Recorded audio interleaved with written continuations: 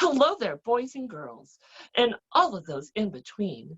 My name is Maliena Bitchcock, and welcome to Bitch Talk with Bitchcock. It's my very own talk show where I get to interview some of the best performers from all over. This week, I'm so happy to say that we have the most beautiful queen that I've met so far. Oh, I better not say that, I'm gonna get sued. But she's the one and only Ellie Allure Safari. Hi. Hey girl, how you doing? Are you surviving quarantine over there? I'm trying. A lot of drinking, a lot of smoking. Ooh, that's how I do it too. It just makes me feel so much nicer to people. Me too. I'm evil. Well, girl, I just have to tell you, you look stunning today. I'm loving this blonde and pink moment. Mm. Thank you. Style by Sing with Mars. Shout out to my bitch. Oh, I love it. I'm liking my hair today too, and I just have to give a shout out to my hairstylist, Amazon Prime. I love you, girl. You do me right every single time. Me too, girl. Me too. Well, honey, I'm so excited to have you on here because first and foremost, I mean, I know you're kind of a young queen, right? Yeah, yes, I am 22 years old. Oh my God, what I would do just to bathe in your placenta to make me feel younger. I'll give you my blood. Oh yeah, you know, one of my role models has always been Elizabeth Bathory, true story. And I am not afraid to bathe in the blood of the young to make me look pretty. Well, girl, I am so happy you're here. I'm ready to dive into your interview. Why don't we start from the beginning and you just tell me a little bit when you actually started doing drag? So I started doing drag about 4 years ago. I actually started performing 2 years ago. So I started like dressing up in my room, like putting makeup on, drag like in my house, but like actually coming out and performing, but doing it for 2 years. Oh my goodness. And how old were you when you first started putting on the wigs and dresses? I think I was probably like 17 going to 18. Oh my gosh. And so how was finding drag at such a young age? Was it just like RuPaul's Drag Race or did you like see stuff online? So actually, the really funny thing about how I found drag, so before I even knew what drag was, I thought I was trans because I thought that I like makeup, I like wearing girls' clothes, and I wasn't really educated. So I thought that means you are trans if you know like wearing makeup, you like blah blah. So I wasn't really educated about drag. I didn't know about drag. I only knew about being gay, being lesbian, or being trans. So I thought, hey, like maybe I'm trans because I like wearing girl clothes. And then from there, I searched up YouTube, and then that's kind of where like I saw that men can dress up as women, or just not really like be committed to it, but just as a character. And I guess that's when YouTube was like my kind of like my path to like explore more about like what it is drag, to get more educated about it. And then yeah, from there, once I knew that I personally did not feel the way a trans person feels, and then once I found what drag was, then I started doing that, and it felt good and it felt right. Oh my gosh, I love that. So is there a personality change from real life to actually when you put on the drag and the wig and the makeup? I mean, yes, I feel like it's my personality, but just more out. Cause I mean, outside of drag, I'm very shy, very quiet. So I feel like when I'm in drag, I have an opportunity to be loud, not be shy, not be quiet. Basically, be the opposites of what I am as a boy, and just kind of make it more dramatic and be more. I mean, I'm a drag queen. Why not be dramatic? Why not be loud? Why not be like out of nowhere? Yes. And would you say that Ellie is more of a character or more of just an extension of your personality? Um, I'll definitely say she's both. It's my personality because obviously it's still me under the wig and all that stuff, but it's just me in a more dramatic way. But it's also a character too because I mean, I'm not as slutty as I am in drag as a boy. I just know in drag, that's my character. I like being a slut. I like being very whorish. So I play it up even more. And that's, and so in a way, my character is like a little slut, but then in a way, like my attitude is the way I am, but I just like to make it more dramatic because I'm like, why not? I can make it dramatic. So I usually just make it really like dramatic from my own, I guess, boyness. Oh, and I know nothing about being a slut myself. I'm just an innocent little schoolgirl from Medford, Oregon. I couldn't even keep a straight face. Bitch, I'm such a whore. And especially in drag, and it comes to the men's. I love to flirt with the men's. I love bears. I love big, hairy bears. So Ooh. if any bear is watching, hit me up on Instagram. I have something similar. Love daddies. I like older men. I always have. And especially, I'm probably going to tell too much about myself, especially if they let me call them daddy. What I like when a masculine guy lets me talk them. Cause I like when a dominant guy I like when a dominant guy becomes submissive. That's what I like the most. So I'm all about switch. I love switches. Well, honestly, I'm just a bossy bottom, so I get the best of both worlds all the time. Well, okay, girl. You mentioned that your personality is definitely kind of an extension of yourself. Now, why don't you actually describe Ellie to us in 3 words? Definitely sexy, loud, and beautiful. Okay. I think I could agree with 2 of those 3 things. Joking. You are definitely, she's like, this interview is canceled. Done. But no, I love that. You're definitely a really sweet queen. And I actually have not had the privilege to perform with you yet, but I'm getting to know you a little bit during the pre-interview process. And I'm just kind of getting excited to want to see what you can do because you seem like such a well-rounded queen at such a young age. Thank you. I appreciate that. I definitely growing up where I grew up, I had a lot. I grew up like in a very artisty kind of family. So like my mom paints, my dad he does like a lot of like kind of like sculpturing. So definitely like being an artist was always in my house. So I think definitely like being creative was always there, and then drag was just an outlet that can like express being creative. My mom's a good sewer, so she taught me how to sew. So that kind of like helped me with drag as well. Okay. I love that. And I love a queen that can make her own garments, bitch. You're going to go far on RuPaul's Drag Race once you get to that point. Now, tell us a little bit, speaking of, about your drag style. What can we expect you to look like on stage? So with my drag style, I definitely like to keep it like in the middle of very draggy. So I definitely like have to have some costumes that are very dramatic, very drag. But then I also like to have costumes that are, I guess you can say, more womanly, not really draggy. Because I like my drag to be in the middle of being a female impersonator and then being a drag queen. So I feel like I definitely like having different like big hair and then like very like women clothes. So I feel like you can catch me literally being like half naked and always like I'm either half naked, about to get naked, stripping to get naked, or it's always me having some type of body out because I mean sex sells and I want money and I need food. I need food. Absolutely. And I even heard a little rumor, because you're such a skinny little fucking bitch, that you're not afraid to show your midriff. I mean, she's skinty, and I thank the Lord for being this skinty. I'm not ashamed of it.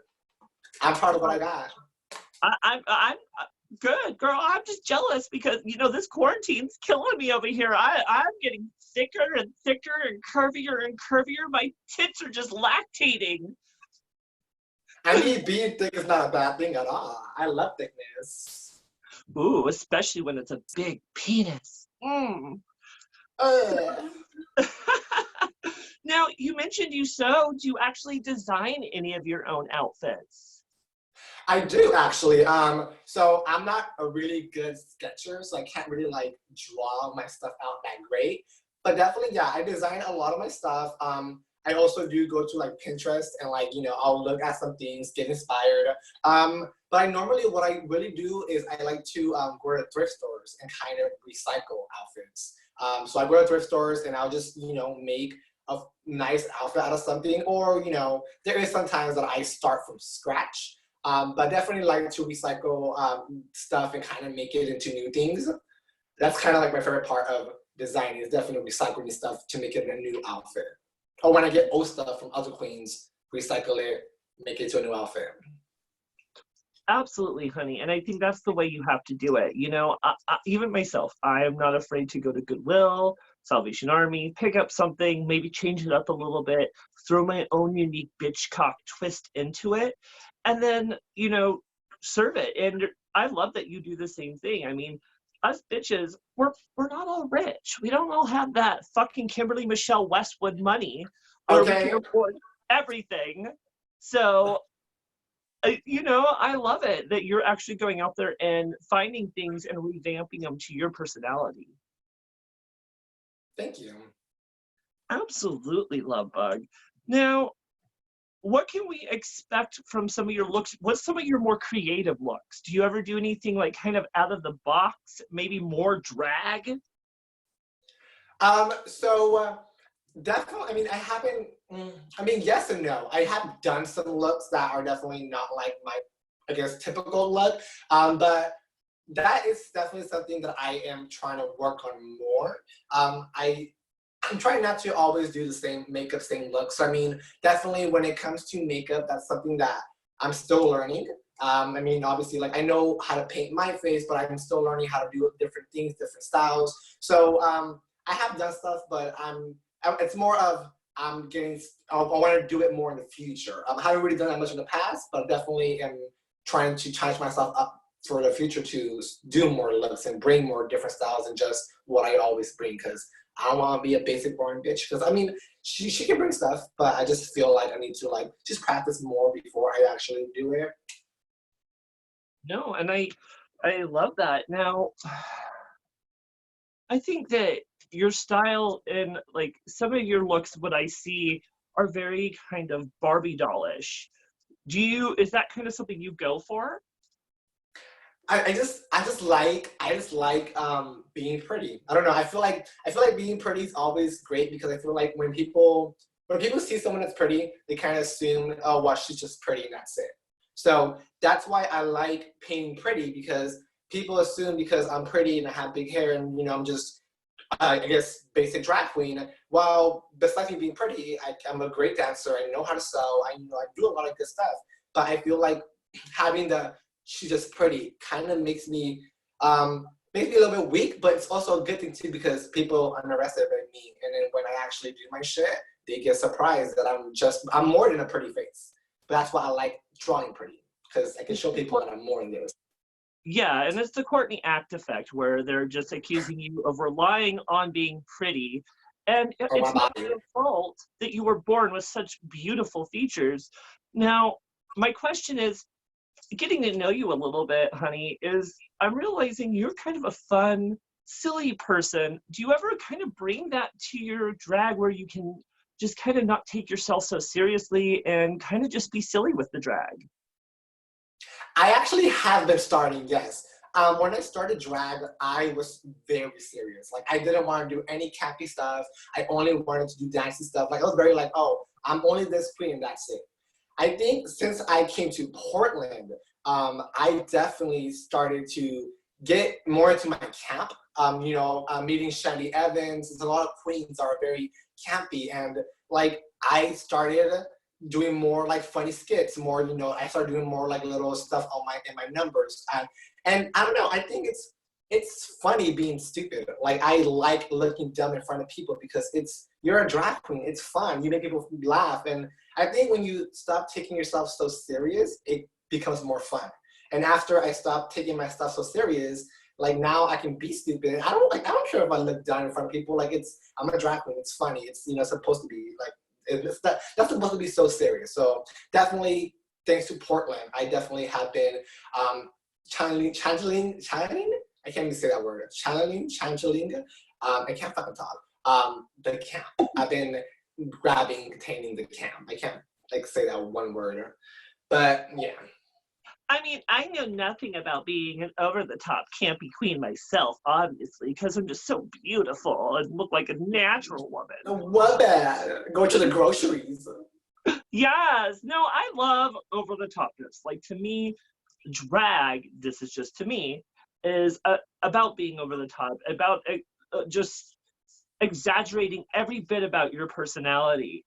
And, that's the one thing I've kind of taken away from it. And I think when you can take that moment, not take yourself so seriously, even make fun of yourself at times, it makes it a little more of an easy time. It allows the audience, for one, to laugh with you, not at you, because that's never nice, but just to really be silly, have fun, and see what you can actually bring to the table. I mean, personally, I love being a comedy queen. I love to make people laugh. Yeah, it's a fun time. Yeah. And I feel like, I don't know, before, I think the reason why I didn't want to do comedy is because I thought that it wasn't my lane to be a part of it. Because I felt like if you're funny, you can only be funny and that's it. So before I thought that you can only do one thing in drag. And then, obviously you can't. You can be funny, be scary. You can do everything in one, type of person. So I feel like once that got in my head, I kind of stopped caring. I was like, okay, like, and it definitely is fun. It's fun to make people laugh. And it makes me feel good too.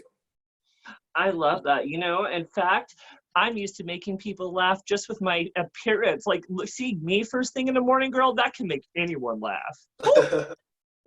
Well, as far as I've heard, I hear you have a drag mother. Is that correct? I do. Now, what is her name? Miss Rogue Storm Safari. Oh my goodness. Tell me a little bit about her and your relationship between you two. So, actually, it's a very funny story how me and her got to know each other. So I moved up here about 2 years ago from California. So when I moved up here, I wasn't 21, I was 20.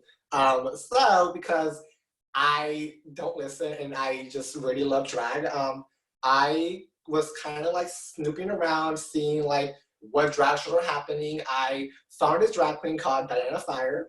And I love this is her. when we had a club called Tonic Lounge. Now it's deceased.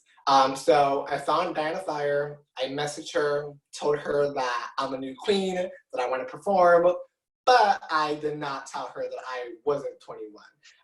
That never came out my mouth, but it never was asked, so I never thought I had to say it. So come down to the night, I get there, I meet Diana, she lets me in, I do the show, and I meet Rogue there. I meet her there, we get along, we're cool, and then we start hanging out, but she wants me to go out more, but at that time, she thinks I'm 21 because I was at obviously the place where I shouldn't be at. Oh We my meet. goodness. Girl. So you were sneaking in under 21 to perform. Yes. I'm not proud of it, but yeah, I definitely did. And sadly, that wasn't the last time. After Tonic Lounge, I did CC's, which I know it's a really big jump, but I did CC's. Thank God that I didn't get banned, so I'm still able to go back to CC's. But yeah, I basically met Rogue, basically sneaking into the club, and she wanted to adopt me. But once I told her what I did, obviously she didn't like it because no one wants to be lied to the very first time. Oh my gosh. At what point did you actually get caught through all this? Oh God. Okay. So it was Sunday. I just did Alexis Campbell's show. I think it was Testify. I just did that one. I was supposed to come back the same Sunday for Superstar Diva show. So I came back that same Sunday because I already went to CC's on Monday, the morning. So I thought I'll be able to come back at night. So I came back at night, and then when I came back at night, they asked for my ID, and I was like, I played dumb, I didn't have it. Then they did research on my Facebook, and me being stupid, I had my actual birthday on my Facebook. They found out my birthday, found out I wasn't 21, and then literally got to the basement and took me out of CC's. Oh my gosh. And was it like a private little situation that happened, just the people there that knew, or did it become a scandal at all? I mean, it definitely started as just there, but I mean, we're in Portland. Portland is very small and people talk. So yes, it started out as just there, but literally from there, every single queen in Portland knew about me. And it wasn't good. It was bad because they knew me as the girl that snuck in and almost got, a whole club shut down, which, now that I think about it, it was very selfish of me at that time. I wasn't thinking, I just wanted to perform. But I just, like I feel bad. Like I like Sativa. Sativa got me that gig, which was kind of shitty because she got me that gig, but I lied to her because she thought I was 21. So I didn't really start out great here in Portland with a lot of queens because I was lying about my age. But it was just because I love drag so much that I would literally do anything that I could to perform. Oh my God, but girl, I don't know about Portland itself, but several places in Oregon, you can still perform in drag under the age of 21, as long as you tell the producers the bar, and you just have to follow stricter rules and kind of stay in the back room when you're not performing. You know that, right? I mean, now I do, but before then, before then. You just have to be honest. I mean, as a producer, I've had cast members under 21. I just have to be very honest with my bar, and usually keep those performers in a certain area separate from all the alcohol. So it's possible. I'm sorry you went through it the hard way, though. Well, I mean, I was dumb and young. I just wanted to perform, and I didn't really think about it. I just kind of did it. Well, back to the subject of your mother. I mean, I'm happy she forgave you. I'm happy she brought you into the family. Now, what has your relationship since been like? Definitely definitely better. It kind of sucked that we started out in such a rocky foundation, but I think after that, I kind of explained to her like what I was going through, and you know, we just kind of cut close. I went through a pretty bad breakup last year, and she definitely stepped up a lot and helped me out because I was just 3 years for somebody, like your life changes, like I was in a very sad, depressed place in my life, and she really really helped me. Like she reminded me who I am, and reminded me like that I am a badass bitch, and I'm first fucking person in and out of drag, and she just like made me feel good because I didn't really have anybody to. So she definitely stepped up as a mother, as that, and then just I don't know. She always cares. Like she says things sometimes comes out a little bit like harsh, but I know that she cares a lot about me and she just wants me to be good and she wants me to be the best that I can be. And I mean, I just think that we just have a good relationship. I feel like I can talk to her about anything, and vice versa. And I feel like definitely after what happened, we definitely have got really close. And I just want to get closer and closer. And I'm excited to have this amazing family because I don't come from drag families. This is my first drag family, so I never had a drag family before. Oh my gosh. And I think that's important, especially for a younger queen, to have a drag family and a drag mother they can learn from and kind of grow off of. Now, I met your drag mother once, Rogue. I fucking fell in love with her instantly. I think it was at Shotski's back in the day, and I only met her once, but me and her like talked for hours. We hung out that night. Well, I don't know. We should talk about smoking. Never mind. But but no, I mean, she was really sweet, very easy to get to know. And I love that she's your drag mother. Now, what has she taught you as a drag mother? Has she taught you anything that's really been helpful for your drag? Definitely, yes, yes, yes. She definitely has been teaching me how to be more professional when it comes to, like, obviously look wise and also attitude wise. I think my main issue is my attitude because I am very feisty. I just I have a lot of attitude, and I mean it's good and bad. And I mean she does definitely has taught me how to bite my tongue, how to be more professional in the drag scene. You know, like if I have drama, I have something to say, don't put it on Facebook. You know, like don't. I guess just like yeah, basically like how to network myself and how to network me as a person and how to sell myself.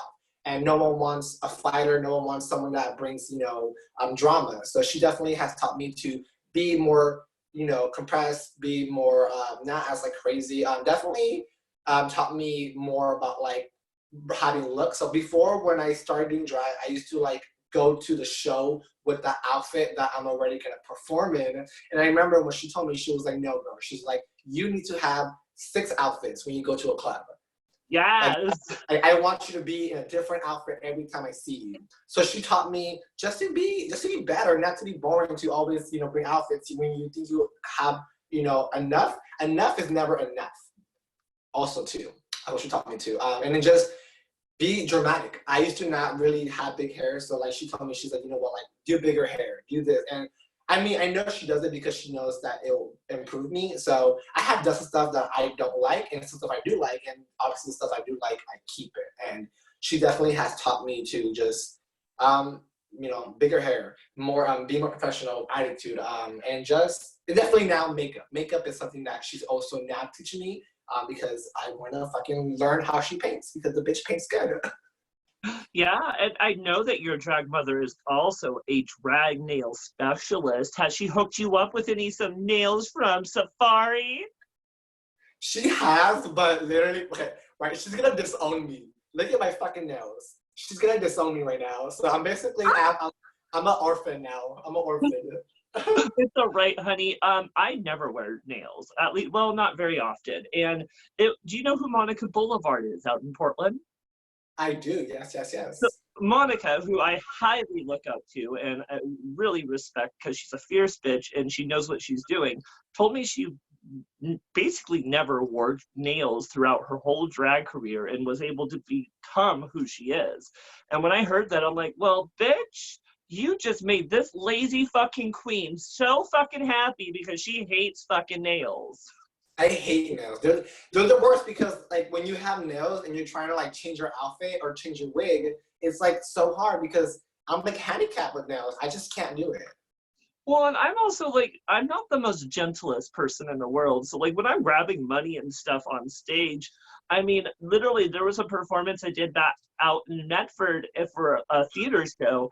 And as you're watching the video of me performing, nails are popping off and flying in each direction. And it's like, well, honey, tell me a little bit. What does having a drag family actually mean to you as a drag queen? I think it's mainly having people to talk to. I think because you know I I just drag was always me. I was I always did everything by myself. I learned everything by myself, so I didn't really have a lot of people to talk about drag with, and really I shared the love of drag. And I feel like having a drag family, mostly, I mean, it's just really Rogue. So I mean, she's basically my only family, but it's just having someone that you can talk to about drag that knows you in and out of drag. So kind of they know you as your character and as your real person. So you get to really know all of it. And then you guys share something because obviously doing drag, being gay, there's a lot of things already that it's shared in common. And and you just feel better and safe when you're with people that, do what you do and support you and love you and, have the same love for the drag. And it feels like it's just great having somebody, definitely, just to be able to talk to, even if it's not drag. Like if I'm sad, I know that I can call out my mom, my Rogue, if I'm sad and I want to talk to her. It doesn't have to be about makeup or drag. It could just be about anything. And that's what I love having, is having someone that I can just go for with anything. And it's so true, honey, because I mean, I've never had a drag mother per se, but I have had several drag sisters. And I do have, a couple of drag sisters I can go to for anything. My main drag sister, who is Fake It Nightly, I've known her since actually high school. And she knows all the real dirt on me. In fact, people really want her to come on the show to spill the shit. But I mean, that's my like person through and through. I mean, if I have a hard day, even if it's like something I'm ashamed of saying, I'll call them and tell them, and they'll either tell me I'm out of line, or, you know what, girl, you have a right to feel that way. Yeah, yeah. And I also kind of like started my own little like I already been doing drag for like 2 years, but I also do have a drag daughter. Her name is Scarlett Rose. She's barely 18. So you think that I'm young and talented? You have not met Scarlett, because Scarlett, she is 18 years old. But let me tell you, this girl can do everything that I can do and probably better. And she's 18. And so I definitely like when I saw her, I had to snatch her up because I was like, this girl is talented, this girl's fierce. And imagine being 18 when she's 21, like those 3 years, like she about to snatch fucking wigs left and right. So definitely look out for Scarlett Rose because she's amazing. So shout out to her. Oh my God, I just don't know if I can handle it. Babies having babies.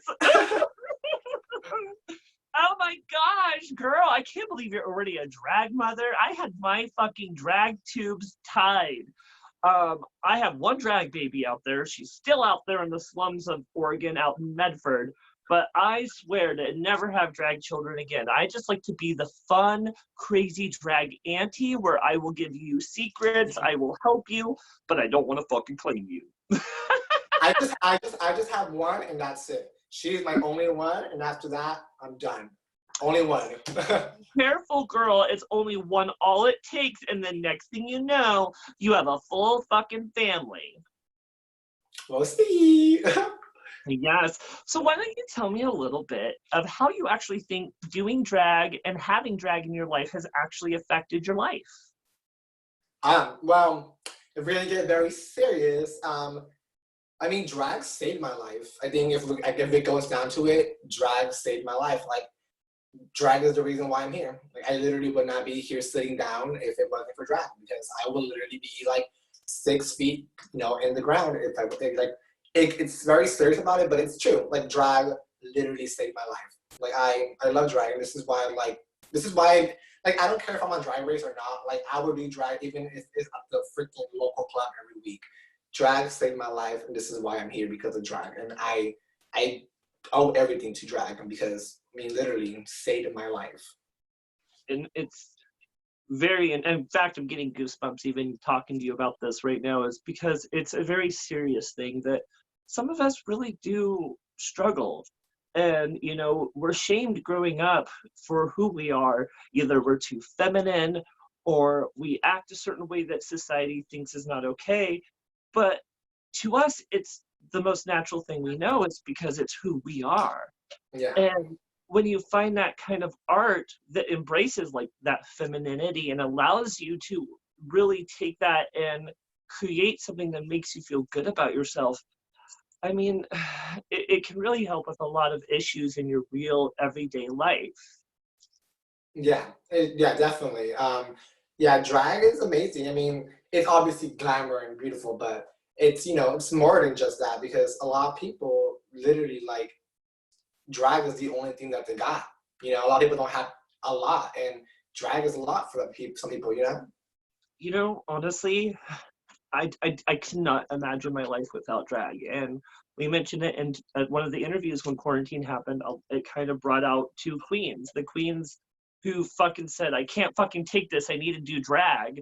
And that's kind of what I am. Like, that's why I do drag 3 times a week still. And then the queens who said, you know what, I'm just going to take this opportunity to take the break. But I mean, I need drag. It really helps with my mental stability, and it helps me kind of stay stable as a person.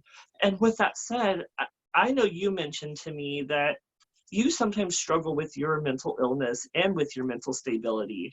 Um, Tell me a little bit about that, and maybe how drag has actually helped with your mental health. So, yes, definitely, mental illness is one thing that I mean, I have been trying a lot to be an advocate for mental illness, because a lot of people don't want to talk about it. Like you said, people don't want to talk about it because they're scared to get judged, to get shamed. They think that people are going to think they want attention. So definitely, it's a very touchy subject to talk about. But yeah, I have bipolar disorder. So I definitely, before I started taking medicine, it was really hard to try to like trying to control my emotions because it was like I couldn't like really control it, and then like being on medication and then also not being so like it's a struggle because I'm the type of person that I don't like being on medication because I feel like medication doesn't really do anything to you. It kind of like makes you a zombie, and I feel like you kind of have to learn how to do yourself. And it's just, I mean, drag a lot. Drag has helped me with mental illness because it helps me escape. I escape my life when I'm in drag. Because when I'm in drag, I'm not worried about Fabi's problem. I'm not worried about, you know, my stuff going on. When I'm in drag, it's what Ellie's doing. What is it what I'm doing? I'm having fun. I don't have rent. I don't have to pay bills. Like I get to go out and drink and have fun and party. Fabi has to go work. So that's, and it's the way in my way how I keep how drag helps me because it makes me stop thinking and makes me just be like happy and like just quit for a minute. Stop having those constant thoughts always going in back of my head. They kind of like shut up for a little bit, and then when I'm in drag, they shut up. I do my stuff, but then you know, kind of it comes back. But drag definitely is a little escape for me. You know, and I hear you. And I myself suffer from mental illness. I mean, growing up, I'll tell you, honey, it would shock you that when I was in school in the 90s, not the 80s, don't want to age myself too much. Um, my parents were told that, you know, he's hyperactive, he has a lot of issues. You need to either medicate him or we're not going to let him be here at school. And it got to a point where they medicated me 3 times a day, and each dose I was taking like 5 or 6 pills. Wow. And it even got to a point where the school told him, because I was being abused at home from my older brother, he was beating me constantly, and not like the playful, I'm gonna just pick on my brother. He would literally pick me up, throw me against walls, and kick me in the stomach and hurt me. And because of that, of course, I acted out because I didn't know how else to deal with it as a kid. And Yeah. you're quick to get labeled like, oh, you're a problem child, or you're someone who has a lot of fucking mental issues. And it sticks with you, especially as a kid, that you think there's something wrong with you. And as you said, mental health is not something you should ever be ashamed of. We all struggle from it. I can guarantee you, anyone who's out there or even watching this episode, we all struggle with our mental health from time to time. It's being able to find those people who you feel safe to talk about it and to really bring that awareness out. Yeah. So tell me a little bit how drag has helped you with bringing that awareness. How do you want to take drag's platform and kind of bring the awareness to mental health out there for other people? So I feel obviously I feel like drag queens are definitely the face of the LGBT. Obviously, trans women, drag queens. Definitely, I feel like we are the face of the community. So I feel like me as a drag queen, I feel like I already have a platform because I know I'm a drag queen. I'm already a step forward. So I feel like if I have any type of platform, I want to really talk about something that I'm very like passionate about. And again, people talk about a lot of stuff, but it's always mental illness. Doesn't people don't want to talk about it because it's just being scared. And I'm like, I'm tired of just, I'm thinking, I'm caring what people think about me. Like, people go through it. And you cannot tell me that, you know, people don't go through it because everybody has sad moments. Everybody has moments when they want to just give up and end it all. And it's normal and it's okay. It's human. You know, people have to stop saying that it's wrong to feel that way. You know, it's like, it's normal. People are going to feel it. But if you keep saying that it's wrong, people are going to like, not show it, and then eventually they're gonna be dead. And then once they're dead, it's too late. You know, like it's. I always say, I'd rather you call me for 3 hours crying than me get a phone call from your mom saying you're dead. You know, like we can save lives. We can literally save lives, but just listening to somebody, you can save a life. So I And feel it's that's so, we have to make it more out there. it's so true, baby. And again, there's a lot of, especially queer youth and people who do struggle with the mental illness. And I think something that happens is other people see it as a weakness and then kind of want to throw it in that person's face and make them feel like there's something wrong with them. And in fact, my my father who raised me would constantly tell me that you're going to fucking end up in jail. You're going to end up in a mental hospital by the time that you're 18 because you're that fucked up. And of course, it became a point where I started thinking there's something wrong with me. And I got a bad, horrible case from teenage life on of self-hatred.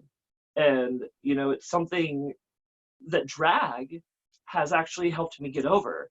And, you know, those insecurities, those times where I feel like I want to hurt myself, because in my youth, I don't like to talk about it very often. I hurt myself a lot. In fact, I even tried to kill myself several times because I felt like I was worthless.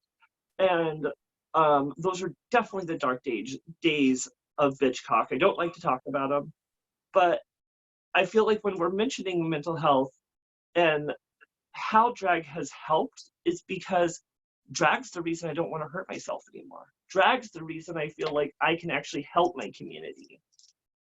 And it also makes me happy too. Like drag just makes me happy. Like, you know, obviously, like, I'm not gonna lie. I feel like every queen should get paid for their art, and I feel like queens should get paid no matter what. But there's moments that, you know, maybe I'm not getting paid, but it's not. It's kind of just like, it's just fun. It's fun to kind of be the center of attention. When you're a person that's shy, that's quiet, and you're really never the center of attention, it's great to have that feeling sometimes. You know, it's great to be the trophy. It's great to be the thing that people are staring at. You know, and I think you know, with mental illness, I feel like it kind of like makes it kind of like you can escape your sadness as a boy and kind of have a little happiness. I think drag gives you a little like hints of happiness, you know. And I think without it, shit, my mental state would probably be worse. You know, like you said, you know, I also dealt with suicide. You know, I don't even know how many times I tried. Like it's ridiculous, but you know, I always say I'm happy that it didn't happen, because I'm here for a reason, and there's a reason why I didn't die every single time I tried to, because I'm here and I feel like I have a place, and I think my place is to just talk about it, because I'm tired. I'm tired of just people not talking about it. And I'm like, if I'm going to be the first queen that's going to talk about it, then fuck it. Like, suicide is real, mental illness is real. People go through it, and you know, I had a friend that just died a month ago. You know, because he took his life, and that's just one more person in my life that, you know, got taken away from me. And I just don't want, I'm tired of people getting taken away from me, and I don't want that. And I want my community to stay alive. And I hear you, and it hurts so bad to hear that it's happening. And I'm sorry about your friend. And we need to stick together as a community, especially when it comes to mental health and supporting one another, especially within the drag community. This is why it's so important not to bully each other, because you really don't know what those little words you're going to say that you may think is being funny or sassy. You don't know how that can hurt someone you don't have a relationship with. And Yeah. they may think you're being serious and you think you're tearing them down. And believe me, from someone who suffers from the whole self-hatred thing and believing in themselves from time to time, those words can sometimes be the straw on a camel's back that will almost make you not want to do drag or make you give up on these goals. And honey, it's not worth it, because one thing I've learned is you're making an impact. You're inspiring people. In fact, even talking about your mental health right now, honey, I know you're inspiring younger kids to realize they can be stronger, that they can put up with it, because all they need is just someone to speak to and someone to relate to about these issues. Yeah, and just not feeling alone, because feeling alone is literally the worst thing ever. Because I have felt alone a lot, and basically all my life, and you know, like having a very abusive dad, or you know, like how you say, you know, I don't have a great relationship with my dad. You know, my dad left my mom because because I was gay. Like, isn't that kind of shitty? Like, I feel like my parents broke up because of me. You know, my dad every day called me faggot. You know, like, imagine getting called stuff at home and at school every single day. There's just, every day I wanted to take my life. I wanted to kill myself every single day, and you know, and it's like, it sucks. But I think, you know, it's me figuring out drag, and just, I guess, me just figuring out who I am made me happy as well. But it's hard to be happy when you grow up with so much sadness and so much pain, you know. And I'm trying to show people that how you grow up doesn't is not how you're supposed to be. Like, you don't have to be. I don't have to be sad or angry. Just because I grew up sad and angry doesn't mean I have to be sad and angry. And I'm trying to be more happy, and I want to pass that along to people, and, you know, let them know that you can always be like, happiness is there. You have to just chase it and go for it. No, and that's true, honey. And you know, you just have to sometimes. I don't want to say I'm happy that some of these things have happened to me, but there's a part of me that I feel like it's made me stronger, and it's made me have the ability to almost fight anything at times, because it's like, well, I mean, I overcame this. I got past all of this. I proved all these people wrong. I mean, Yeah. why can't I defeat this? Now, with that said, my love, you've mentioned, especially within your youth, that you dealt with a lot of hardships. You mentioned that you had the relationship between your mom and dad that kind of was strained, and your dad was very abusive, especially towards you being a queer person and a queer youth. But something you also mentioned to me in a pre-interview, and I kind of want you to talk about a little bit, is you were picked on for either being femme or being queer in high school, and in fact, you may have actually even been assaulted. Is that correct? Yes. So I come from a very, like, small little city in California called San Bernardino. Um, and it's a very, like, ranchy type of town. So I really was like the first really openly, like, flamboyant gay guy in my high school. I had, like, long pink hair. I used to wear, like, shitty makeup, but I wear makeup. I used to wear, like, so I was really open. I didn't really care, which was awesome, but it also brought a lot of danger. One time I used to do cheer. I came out of cheer practice. I was walking home. Didn't have a ride, so I mean, I was walking home, and I got jumped by three guys. One had a bat, and then, like, it's shitty because, I mean, I can remember it like it was yesterday, because all I can remember was just, like, being held down and just, like, feeling the metal constantly hit and hit and hit. And, like, I had bruises. I had, like, a black eye. I didn't go to school for, like, 2 weeks because I was just scared. Like, I literally was scared for my life because just me walking, minding my damn business. I almost got the living shit kicked out of me because I was just being me. And that's kind of when, like, I realized, like, damn, like, my life, like, me being me, like, it sucks because, like, you know, I wasn't doing anything, and I can literally just die for just being me, which I think that definitely, like, started the spiral of, like, fuck, like, and then us being feminine. Like, a lot of gay guys can be gay, but they're masculine. When you're really feminine, it's harder because I can't hide my gayness. Like, you can Right. tell I'm gay from, like, 3 miles away. So no matter what I do, you can see it. So I feel like, yeah, it's shitty, but I mean, yeah, it sucked that Well, it happened. and for one, being femme is not a bad thing. And, you know, I in mean, fact, I hate people want to label you as femme, especially when you don't necessarily always feel feminine. I mean, there's times where you definitely feel masculine, but people still are like, well, you're just a femme. And it's like, that's not fair. Stop putting me inside a fucking box. You're not inside my brain, and you don't know what really creates me as a person. And, you know, honestly, to also hear that these awful things have happened to you, it's like, it hurts me because it really shows there we still have a long way to go as a queer community to really educate people and let them know that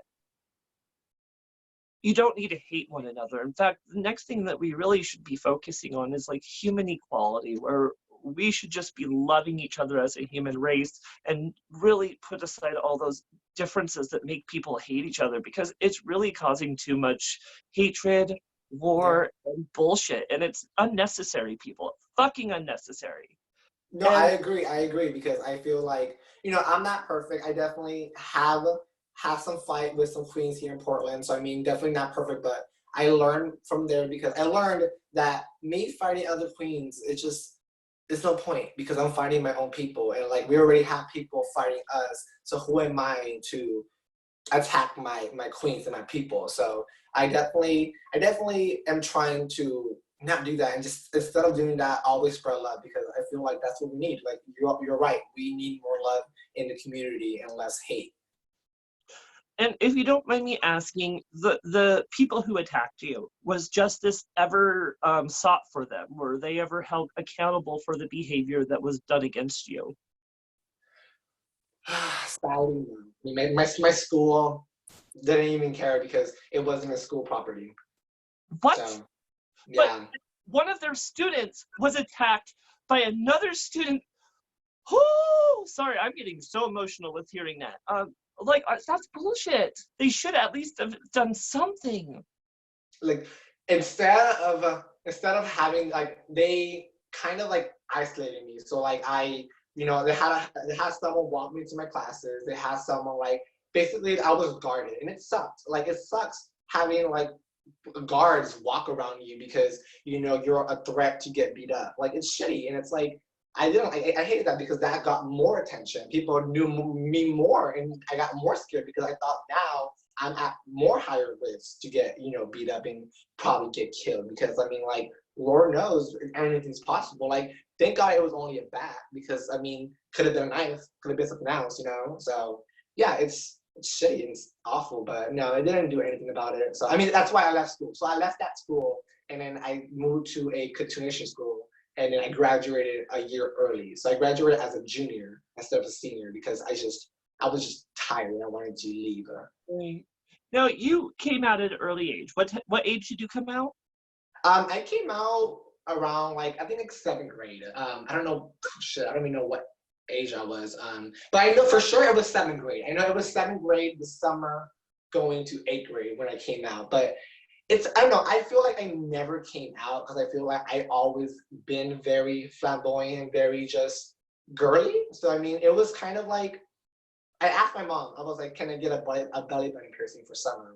And she took me, and then after I got a pierced, she asked me if I like boys, and I said yes. And boom, boom, boom. That's how it Well, happened. well, with that said, like, when you came out, how did, like, I mean, it sounds like your mom didn't handle it too bad. How did your family and friends react to you coming out? My mom definitely, she's since day one has been a supporter. I'm not gonna lie, like, she definitely cried. I mean, she cried. She definitely, she had hope that maybe I was just, a little flamboyant, but I was still straight. But she said, you know what? She was like, it wasn't that big a deal for her. My dad, obviously, dad didn't like it. Dad wasn't a fan of it, but don't care.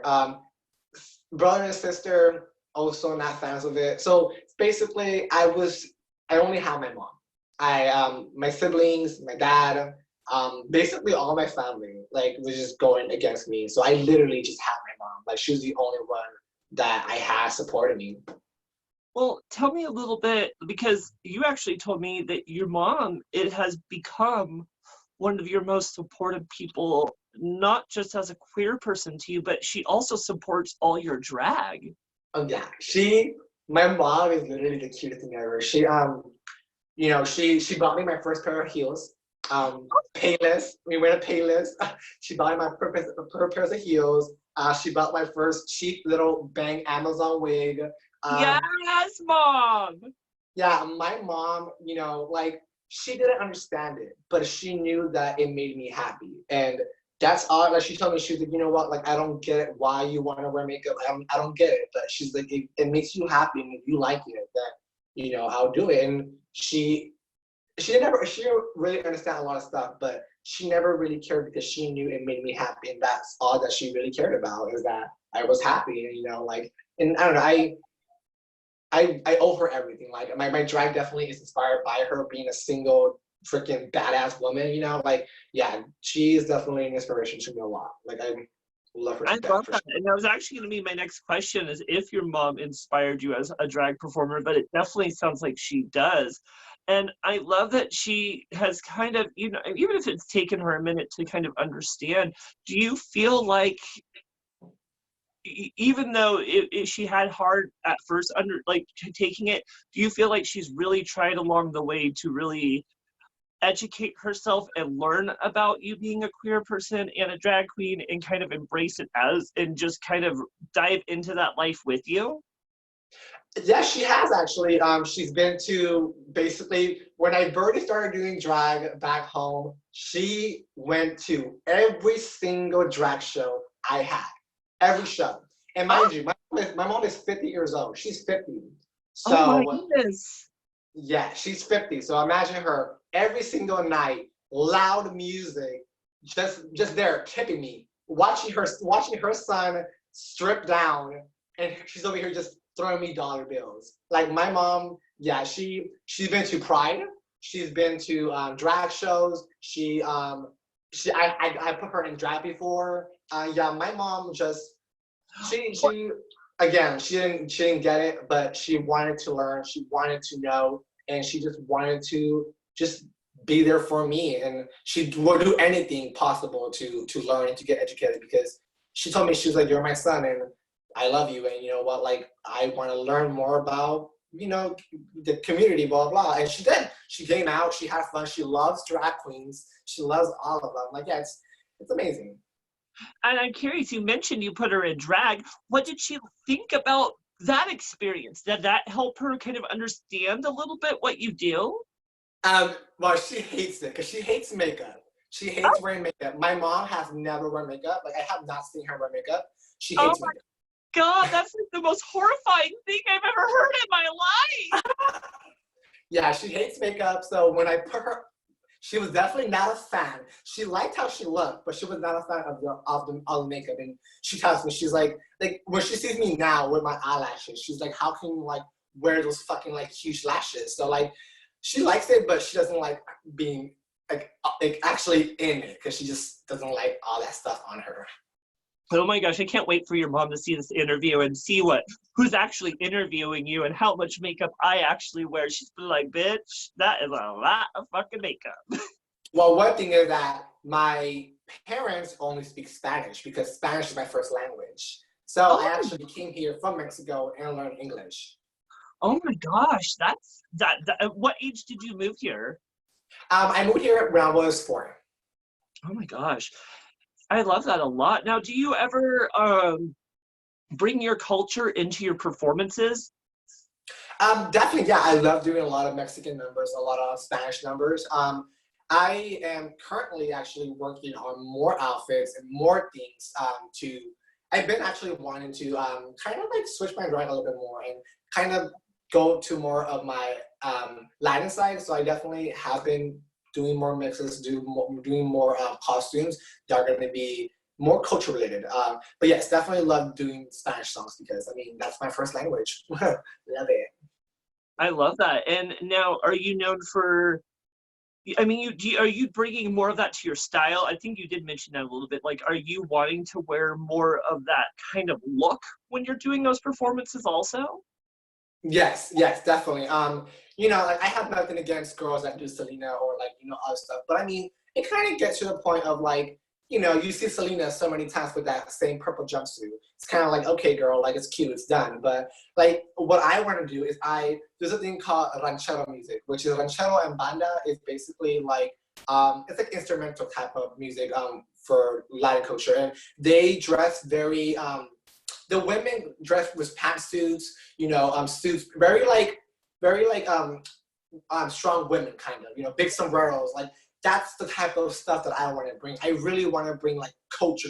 Like I want to bring like, you know, yeah, the big ass sombreros. I want to bring very just very like not typical pop, more of old school type of banda and ranchero. And I mean, you don't know what it is, look it up on Google, you'll see what I mean. But yeah, just girls that wear suits are just powerful. And that's what I wanted. That's definitely what I've been trying to plan out for the future.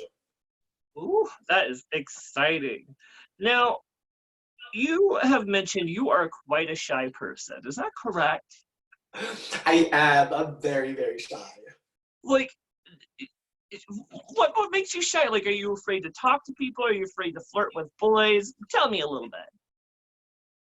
I'm so again with my like with just me. I have a type of mind in my head that I just overthink a lot. So I'm very shy out of drag a lot. Like, I mean, out of drag, I literally would not talk to anybody. I'm very shy, very quiet because I'm just not confident a lot.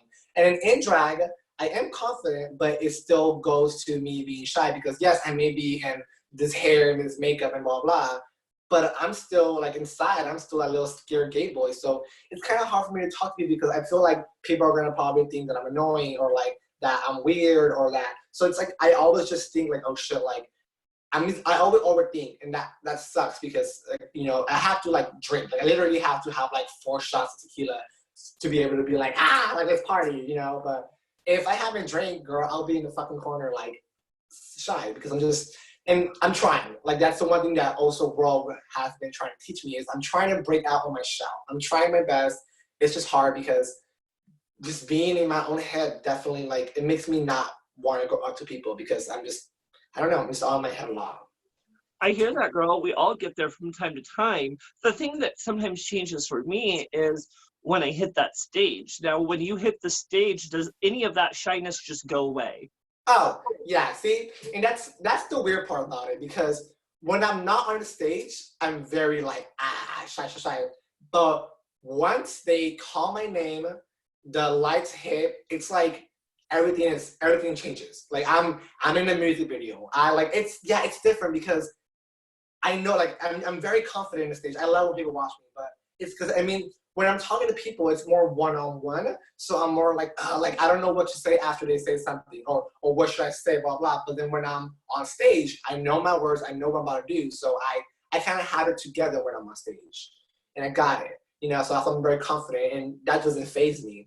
But then when I'm not on the stage, I feel like I don't have, like, my, I guess my armor. And now it's just me. And now it's up to me to talk to somebody, and that's kind of when it's kind of scary because like I'm trying hard to break a shell, but you know it's a work in progress. I mean, I've been only doing it for 2 years, so I mean, like I have to like get better and better. And eventually, I'll be able to come up to somebody and talk to them. But for the meantime, I gotta drink first. Well, and I hear you, girl, and that definitely can be something that you get past. Now, would you say drag has helped your confidence in everyday life at all? Like, has it helped kind of make you feel a little more confident? Actually, I mean, I definitely have been in my own personal adventure. So I think definitely this year, you know, I did talk about me going through a really bad breakup last year. So it definitely, my breakup definitely took me to a very depressed spiral zone. And I was just very sad. And I think, again, drag helped me up again because it kind of like, it made me go out, made me do things. But now I have been, I kind of been like, not really giving love to Ellie. I've been giving love to Fabi because I feel like I always want to like buy wigs for Ellie, buy costumes, buy makeup, but I always just care about my drag. Like drag has always been #1 for me, and I put myself #2. And I've been doing the opposite. I've been putting myself first before drag, and it's definitely I definitely have been feeling better. I'm doing things that make me feel happy and make me feel good. And I think drag definitely has helped me feel confident as a boy because I tell myself that like just because I'm wearing makeup doesn't mean anything. Like I should feel confident because I'm not ugly outside or in drag. And I don't know, it definitely has helped me, and it's still helping me now. Like, you know, I'm in my own adventure right now of, you know, I'm in between like finding about gender, and like, you know, I came out as non-binary in January. I'm still in a what I want to do. I don't know if I, you know, want to go this way. So I'm exploring myself first, and I'm kind of putting a hold on Ellie and focusing on me because you have to have the person behind the drag because you can't like, without the person behind the drag kind of like sucks. So you have to have the foundation has to be good to be able to really be a solid, good queen. I hear you, babe. And, you know, again, that's just something that grows with time, and it's going to get easier and easier for you. Now, tell us, my dear, what are we to expect from an Ellie Allure Safari performance? What can we expect from you on stage, bitch? Definitely high numbers. I mean, definitely, I'm a dancing queen, so definitely high kicks, splits, dash drops, cartwheels, a lot of hair movement, a lot of dancing, and you know I always know my words. That's #1 right there. She will always know the words, 100%, can never pop me. And then my wig would never fall off because I glue down my wigs. And when I actually whip my hair, it won't like fall across the fucking stage. Like, Well, good, professional. because we're there for full production. I love that you're actually a professional through and through, and I love that you bring that to your performances. Now, you mentioned you do a lot of tricks, and like, what's some of the craziest stuff you've done on stage, and have you ever actually hurt yourself? Oh, Um, Probably the most crazy stuff I've done is I did it. So it was like a table bar, and I did a cartwheel, and I almost ate shit. Like I birdie landed the cartwheel like at the very end of the edge. So I landed it there, and I did a split off there, which was great. People loved it. People lived it. And yes, I did hurt. So one time I did not stretch, and I did like a jump split. My hamstring literally fucking ripped. Like oh, I could not. Like I was in pain. Like my thighs were shaking. They were shaking. Like I couldn't even finish my number. Like I literally had to leave during my number because I was in so much pain. oh Yeah. my gosh. Oh my God. Oh my God. See, I've hurt myself several times during my performances. One of the scariest is when I kicked a stool and I don't know if what happened, but it basically inflated like a giant bump on top of my foot that looked the size of a baseball. And Wow. people were trying to get me to leave, but I'm the show must go on kind of girl. And even if I'm hurt, I'm going to fucking finish that last number if I have to. So here you go. Cause I could not. I literally I definitely I tried. I definitely after I did my split, I tried. I was trying my best, but I just I was in pain. I was like, bitch. I was like, I can't. I was like, I need to go. It was awful. I bet, girl. I mean, that cannot feel good. And again, it's always about taking care of yourself. This is just a hobby, not even a hobby. This is not meant to be taken seriously. And if you're hurt, you need to take care of yourself first and foremost. So I hear you. I'm just a fucking crazy bitch that is not afraid to keep going, because to me, drag is life. Drag is just so important to me. Now, with that said, I'm also a really fucking goofy bitch, and I love to be silly. Are you ever known for bringing comedy or your silliness to the stage? I definitely have been trying to. I mean, Valerie told me that she thinks I'm a funny queen, which I'm surprised because Valerie's like the funniest bitch I know. So I definitely feel like I have been trying to do more comedy stuff. It hasn't really been a part of my repertoire, but I definitely have been doing it, and I definitely am planning on doing more when this whole quarantine is over. Gosh, I'm so over this fucking quarantine right now. I am ready for the bars to open back up and get some shows. I'm just trying to go back to Steam, okay? Ooh, Steam, that's the sexy little bathhouse out there in Portland, isn't it? Yes. You can catch me there every Thursday. I'm just kidding. Ooh, girl. Oh my goodness. Now, you mentioned something to me in the pre-interview that I kind of want you to go over. Is tell me a little bit what you think an audience member can either be affected or take away from coming to a drag show. So it kind of depends. I mean, people go to drag shows for different reasons, birthdays, weddings, blah, blah, and sometimes someone goes to a drag show because they had a really bad day, or they went through a breakup, or they just had someone pass away. And I think definitely when you're able to have an artist member kind of forget what they're going through, or, kind of have them share that moment with you, I feel like that's like one of the special things about drag is you're able to change someone's day without you even knowing. Like I'm just doing my thing. I'm just performing, doing my geisha. But me doing me can make someone feel good without me even knowing. And I think that's the beauty and the power of drag queens that we kind of don't know, is that we have more power than we know, because we're able to make someone's day better just by being damn pretty or being stupid. It's absolutely correct. And, we really hold a very mighty power within our clawed hands. And that is being able to make people smile and make people kind of forget their worries, even if it's just within that 2 hours of the show. They kind of put the hardships of real life aside and allow us to kind of take over and really uplift them and bring them kind of to our level and feel really good about themselves. Yeah. I love that, love. Now, honey, what kind of music are you known to perform to? Um, Shit. I like Pussycat Dolls, Lady Gaga, Britney Spears. I mean, anything that's really like anything you feel like has a really like fast beat, I am a fan of. Honestly, I mean, I'm kind of like down with anything. I like performing rock. I like doing metal. I like doing pop. I like doing I don't know. I like all type of music, and I feel like I can do any type of music. So I never like to like limit myself to just one type of genre. I feel like I can do anyone if I wanted to, but definitely it's more of the poppy, more fasty type of music that I kind of always go to. Okay. And do you like to do anything that tends to be a little sexual? Like, I used to love me some Britney Spears because I could always feel my sex kitten fantasy. Oh yeah, yeah, 100%. I mean, literally, it's me ripping something off, me getting naked, me stripping. Yeah, it's everything. Always gotta be sexy. They always sex always sells, and they always gotta be sexy. Always. My goodness, you naughty, naughty girl. Mm. She's a slut. Hey, nothing wrong with that. I love a little slut pride. Hey.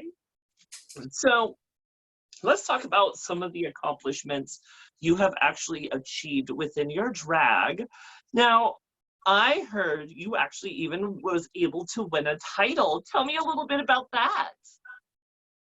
Yeah, so I won the title of Miss Duchess. Duchess of Hearts 5. Don't even know my own damn title. Duchess of Hearts 5. And yeah, it was a great title. I'm very like 50-50 with my title. I love my title. I love the organization that I'm with.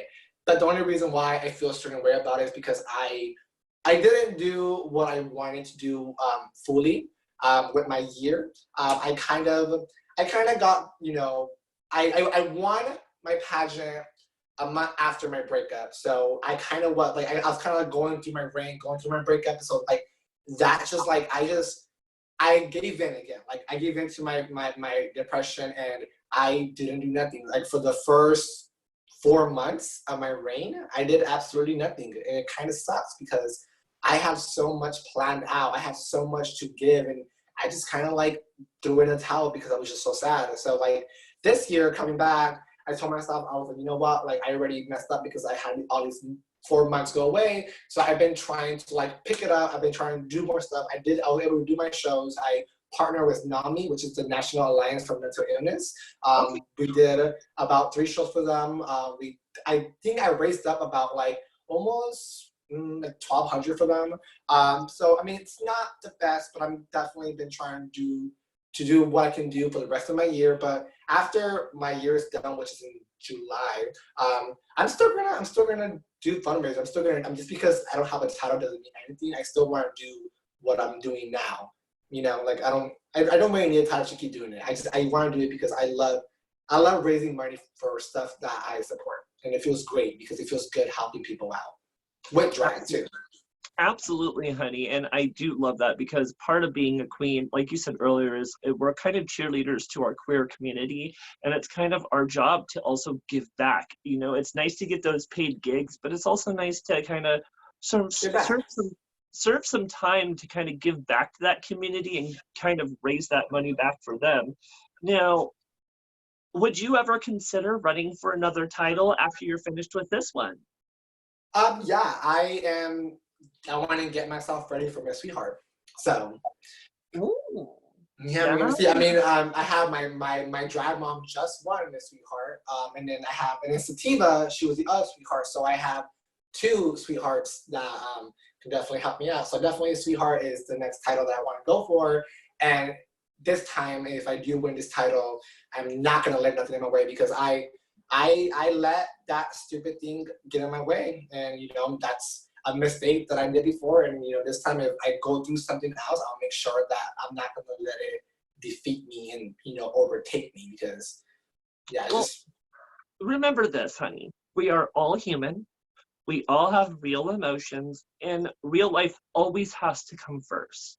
So Yeah. don't beat yourself up that you started slow. The thing that you should really focus on, in my opinion, is what you did after it. You realize, okay, it's time for me to perk myself up, kind of start raising money. And that's the ambition that's important, honey. That's what you should focus on, because I think, you're getting past that darkness and you're starting to create a world of light. And that's what's important.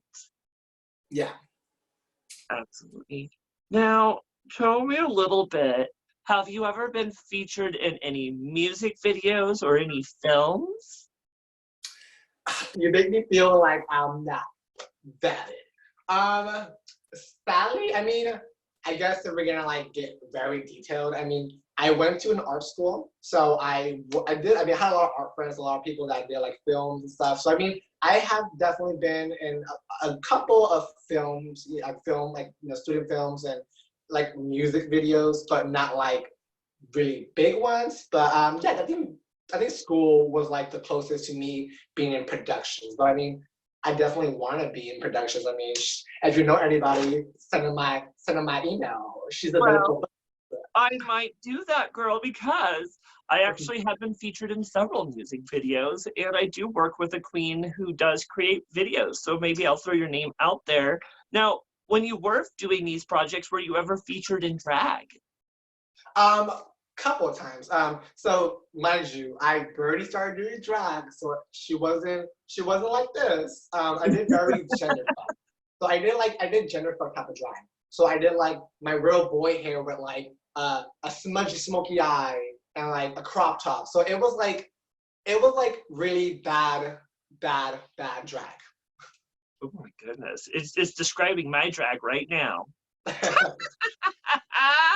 Just joking. I'm fierce, bitch.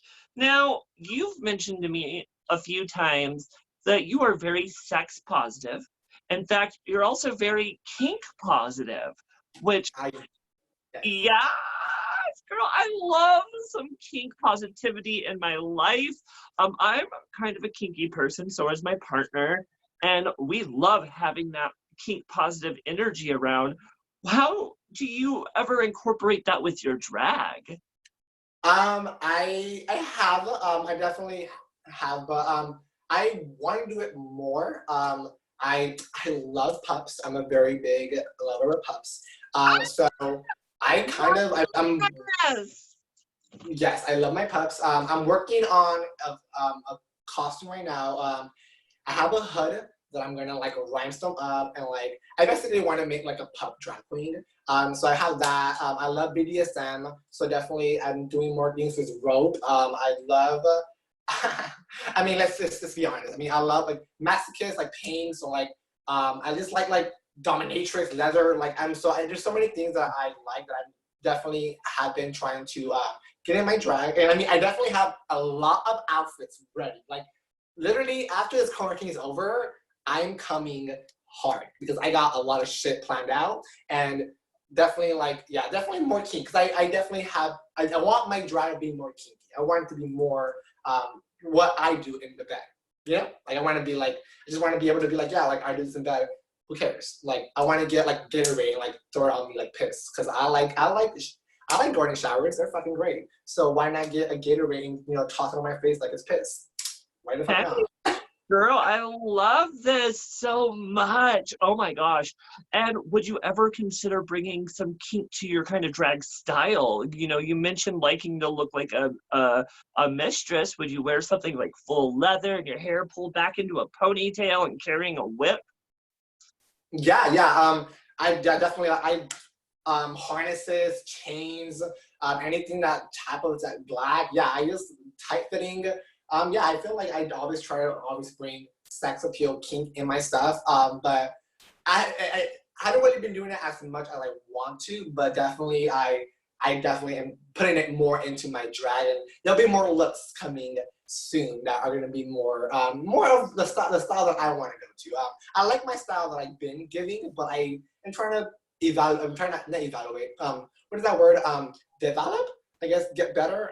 And definitely my having my actual kinks come out is one of the things that I feel like will make just my drag a little bit more better and kind of stick to what my drag is really about, which is being a slutty fucking whore. I mean, Oh my I gosh. don't You know. It are- just Oh goodness, I love it though, and I relate so much to being a slutty little whore. And I think that's one reason I have grown to really like you now, and I really love having this interview with you because, girl, from one whore to another, oh my God, you're fabulous. thank you, thank you. Oh my God, no problem. So let's go. We're almost done with the interview, and then we're going to play a little game and say our goodbyes. But I have a few more questions. One question I am curious about is what do you love most about drag? I think the most I like about drag is being able, and I think I already said it again, but I really do mean it, being able to change someone's day. I think that is the most. Like obviously feeling pretty, feeling beautiful, yeah, it's great. But being able to actually change someone's day and change someone's life or anything with someone, I think is the best thing because that's literally the true power of being a drag queen is making difference, making people happy because that's what we're doing it, right? We're doing it, to entertain, make people happy. Amen, sister. I love it. Now, kind of on the opposite of that, why don't you tell me what you think the ugly side of drag is? Ew, getting in drag, getting to the like everything before hitting the stage is the ugliness of drag. Getting like doing brunches, waking up in the morning, trying to get ready before 11 o'clock, like basically today. Getting ready. I woke up at 7, trying to get ready. Like yeah, it's like the ugliness is getting ready, the prep, the makeup, the wigs, getting the stuff in the luggage, going from the club to that. Like all that is awful. Like I hate getting in drag. I love being in drag, but I hate getting in drag. Hate it. But then it's also staying in drag for several hours. And as we know, drag isn't always fucking comfortable. Yeah, mostly when you have your balls and your freaking dick like pulled all the way back and like the wig is tight, like it hurts right here. Like yeah, and then mostly when you have 2 shows that same day, like see, some other girls can paint again. That's not me. When I do a show in the morning, I'm going to stay in this makeup the whole day because I'm not about to repaint myself. I'm sorry. I'm not that talented. I can't do that. Well, girl, I just think I'm the same way. It takes me too goddamn long to put this face on for me to take it off and then re-put it back on in a day. Fuck you. That's much. Okay, what are we to expect next from Ellie? Definitely different style. I kind of know where I have been bringing to the table, and I kind of want to do a little rebrand. So that's kind of what I've been working on. I've been seeing a lot of girls kind of, I won't say rebrand, but kind of like change up the little thing, and I kind of been wanting to do that too because I don't want to be the same thing that people expect from me. I want to be able to be versatile and to bring different stuff. So definitely more versatility, more looks, different looks, and definitely not. I'm not gonna try to stay in my pretty box. I'm gonna try to go outside of my box and do different looks and bring different shit because I can do it. I just have to like challenge myself to do it. Yes, girl, I love it. And never afraid to go outside your box. Is the one thing I could probably teach you as an older queen is never stop growing, never stop evolving, and always kind of push yourself to the limits because that's really where you're going to do a lot of your learning. Now, honey, would you ever go on a platform like RuPaul's Drag Race, Dragula, or maybe even like Can't Wanna Kiki? Kiki. Shout out to Miss Coco and Diana and Kit apparently for that. There's 3 Yeah. points. So Dragula, definitely not because I am a little bitch and I cannot. The exterminations. I mean, Shandy Evans, shout out to Shandy. Shandy wants to go on Dragula, and I feel like Shandy definitely can do it, but I can't because I can't. I mean, I'm a masochist. I like pain, but I like to paint a certain way. That's like that's torture, and I'm not into that. Drag Race, definitely. I mean, obviously, every drag queen wants to be on Drag Race, so duh, yes. But I wanna be better. I know that I'm good now, but I know that I can be better. So before I even get on Drag Race, I need to, like what Rome told me, and this is funny. She told me that she said that I'm basically not better than her yet. So I have to pass Rogue to be able to be on Drag Race. And Yeah. I'm not passing her yet. So she said that once I pass her, that's when I'm ready. So when the old Supreme ends, a new one arises. So Rogue, you better watch out, bitch.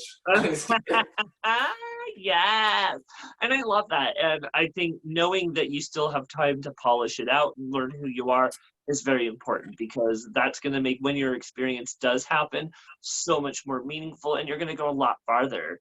And, in fact, there was years and years where I thought, I want to go on Drag Race. I want to do that. And now I look at my point now and it's like, I don't need Drag Race to feel good about myself. In fact, I would rather not go on Drag Race. And I know the platform's huge and I know it has so much to offer, but I feel like there's a lost in translation with Drag Race, where it kind of lost the deep meaning that it originally presented, and now it's just kind of meaningless reality television. And Yeah. I still love it because it's drag, but I see other platforms like Dragula and Camp One Kiki that still present that platform, and it's also that wholesomeness, that light that was originally in Drag Race is still within those shows. So I kind of want to go towards one of those shows eventually, maybe. I think because Drag Race became so mainstream and it kind of sold out. I think it definitely sold out. I mean, I think like you said in the beginning, it was great because it was like, oh, drag is, it was like so different. But now Celebrity Drag Race, All Stars, like all these stuff, it's like RuPaul is selling out, which is not bad. Like, girl, get your coin, get your coin. But it's like people are doing drag to get on Drag Race. And if you're doing drag to get on Drag Race, quit It's drag wrong. right now. You're doing it for the wrong reasons. Drag Exactly. is not about getting on Drag Race. It's fucking not. And in fact, that's partially the behavior that is destroying drag for the others, because, there's a lot of queens who work very hard just to be famous locally. They don't care about the higher platform. And then when you try to railroad them or step on top of them to try to make yourself look better because all you want is that platform to make the money, it really hurts multiple people. So I love that you know that, honey, because again, some of these younger queens, they're fucking cutthroat. No, yeah. Honestly, like I can literally be okay never getting on Drag Race. Like if I can do what Bolivia and Honey Heart do, be able to have a show for what, 12 years, that's like killer. Be able to do it for 12 years, doing it every Sunday, like I mean, I'm fine with that. Like I don't have to be on Drag Race. Like if I can do drag at least 3 times a week for my whole life in the local bar, girl, I'm fine. I'm happy. Absolutely. And I even another one in Portland, like what Darcel does. The fact that she has made an establishment that's one of the longest lasting drag establishments, and she's one of the oldest performing drag queens in America right now. Still working. I mean, bitch, that's an inspiration to me. That's what I want to do, is to know that you can keep doing it even at any age. And I think that's fantastic. Now, Ellie, speaking of these fucking reality television shows, I only have one last question for you. Wow. What did you think of your experience on Bitch Talk with Bitchcock? If I can rate it from a 1 to 5, I'll do like the -2. I'm just kidding. I loved it. I had a great time. Oh my gosh, I'm happy we were able to bring you on this platform and give people a little opportunity to get a little know about you. Even though you are kind of a younger queen, I still feel like you had a mega story to share. Thank you. Absolutely. Well, boys and girls, and all of those in between, if you've really enjoyed this interview with the one and only Ellie Allure Safari, please look in the description where you can find her PayPal, her Venmo, and Cash App, where you can tip her a little something extra. Now, with that said, boys and girls, and all those in between, if you enjoy all of the Bitch Talk with Bitchcock episodes and you want to show a little appreciation to me also, it's highly appreciated on these hard times, and anything you can offer or give is always going to be appreciated. But again, no tips are ever mandatory. It's just something that we do appreciate if we get. So I am kind of excited to say that we kind of are put in the situation that Friday's guest is actually going to be a mystery guest. Yes, that's right. Our originally scheduled guest had to sadly drop out due to just some personal stuff, but that means I was able to line up a surprise guest, and we are not going to tell. So, what you're going to do is keep your eyes open within the next day, and I will make a small announcement, but keep your eyes open for the next episode of Bitch Talk with Bitchcock because, bitch, you know me. I have surprises up my fucking breastplate and I am ready to share them. So, Miss Thang, speaking of surprises, are you ready to play a game? I am. Well, perfect. We're going to play a fantastic Bitch Talk with Bitchcock favorite that we can do to lube you up a little, and it's called Truth or Drink. So how this will work is I'm going to ask you a series of shady questions, and you're going to give me either the pure truth and nothing but the truth, or you're just going to take a shot. All right. Are you ready? I'm ready. Well, fantastic. Well, for number one, who are you most threatened by or think is your biggest competition within the Portland drag scene? I mean, I'm gonna be honest, 100%. I definitely think someone that I find as a competition would definitely be Fuji Cherry. Really? Yeah. Oh my God. And do you get along with the booze? I do. I mean, we had a really like rough patch. I mean, because of me, I called her out on Facebook. Long story short, I called her out on Facebook. I was being stupid. I was just being angry. And yeah, I mean, I was dumb, but I apologized to her. And I feel like now we're good. But I feel like she's a really, really talented performer, really good makeup artist, really good performer. So I feel like if I had anybody to beat, would probably be her. I mean, it was all love, of course, but Well, 100% honest. Yeah. let's say this little situation was happening. You're a little too young to know the movie Death Becomes Her, but I'm going to still take a scenario from that. Actually, I've seen that movie many times. Fuck yes, you're going to know exactly what I'm talking about. And what I'm going to, of course, bring up is the stairwell scene where one of them is on the edge of that staircase. If you saw Bougie, knowing how talented she is and knowing how much competition she is against you, would you grab her and pull her back, or would you let her fall? I'll let her fall, girl. I mean, I'm sorry, but sometimes you gotta be selfish. And I'll be like, bye, girl, it's my turn to shine. Oh my God, she's ready to see that cherry pop. Okay, perfect. Now for number two, do you think you are better than most queens? I think I'm better in my own little way. I won't say that I'm like better, but I feel like there's some things that I am more good than other queens. Oh my, I love that. And is there anything you would like to kind of say that you think you do better?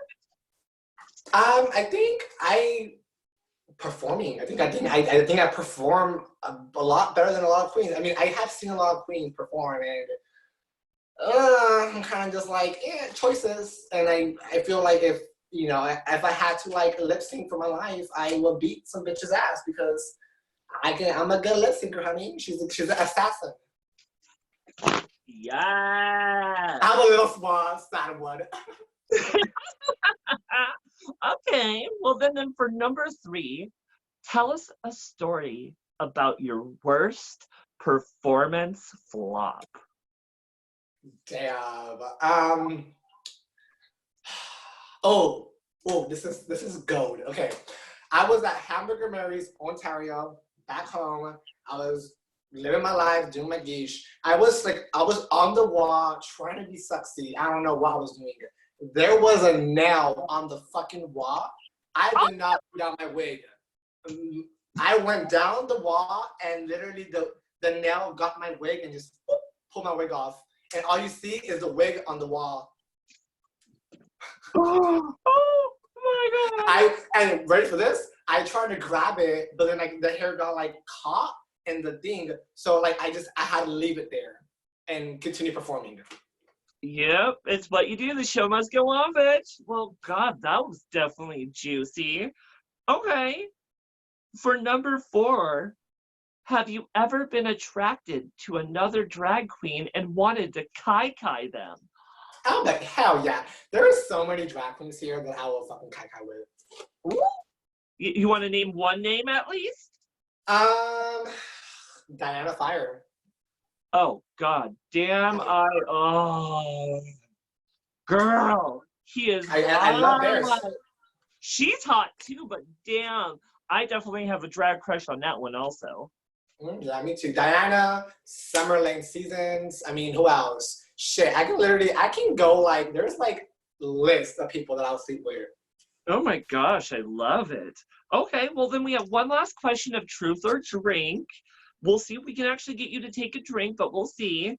What queen can you fucking not stand? And it can't be me. Oh, okay.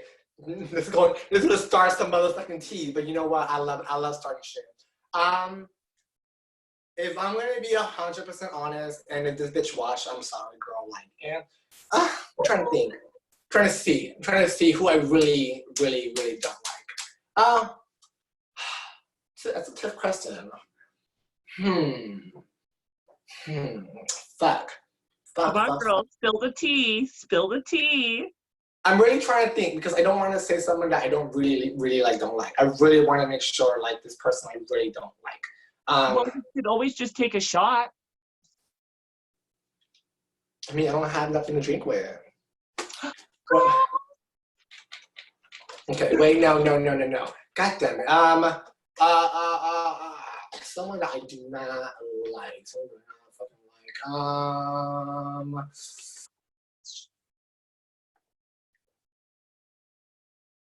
Fucking shit. I don't know. There's so many people that I don't like. It's so hard to choose just one person. Oh my god! Like, let me name some, and then you tell me if any come to mind. Kimberly. Oh yeah, boom.